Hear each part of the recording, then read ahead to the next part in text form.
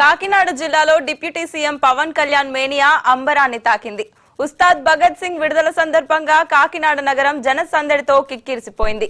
అభిమానులు నగర వ్యాప్తంగా భారీ ర్యాలీలు నిర్వహించి తమ ప్రియతమ హీరో నాయకుడిపై ఉన్న ప్రేమను చాటుకున్నారు.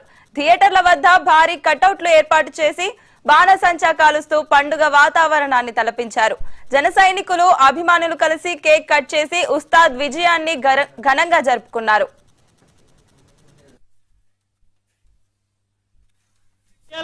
ప్రతి ఒక్కడు కూడా ఏ కాస్ట్ అయినా ఏ కమ్యూనిటీ అయినా సరే వందే మాత్రం పాడాలి, భారత్ మాతకి జయ అనాలి. కానీ కొన్ని కమ్యూనిటీస్ ఉన్నాయి.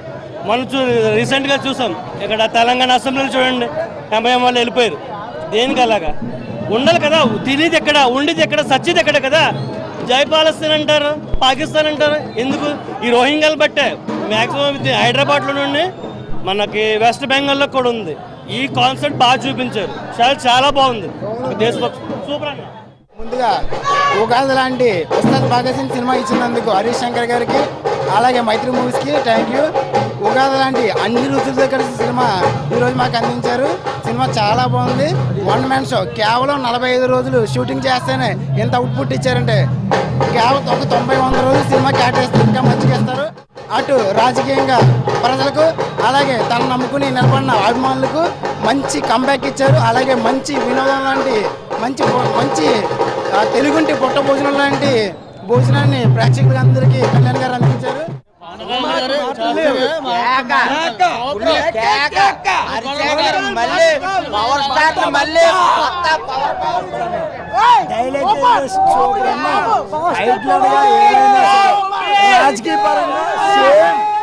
మా దేవుడు, మా డిప్యూటీ సీఎం, ఆంధ్రప్రదేశ్కి అవతరించిన మహానుభావుడు, కలియుగ దేవుడు, శ్రీ గౌరవనీయుల డిప్యూటీ సీఎం పవన్ కళ్యాణ్ గారి చిత్రం ఉస్తాద్ భగత్ సింగ్ విడుదల సందర్భంగా మా అభిమానులు, మా జన సైనికులు అందరూ కూడా ఈరోజు ఒక పండగ, ఆల్రెడీ వాళ్ళ ఉగాది పండగ, ఆ ఉగాది పండగ కూడా 60 సంవత్సరాలకు ఒకసారి మొదటి ఉగాది అండి ఇది.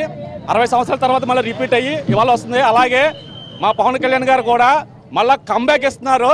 ఇప్పటిదాకా తీసిన సినిమాలు ఒక ఎత్తు అయితే, ఈరోజు తీస్తున్న సినిమా, వచ్చిన సినిమా కూడా ఒక ఎత్తు. అందరికీ అభిమానులు ఉంటే పవన్ కళ్యాణ్కి మాత్రం భక్తులు ఉన్నారండి. మా భక్తులు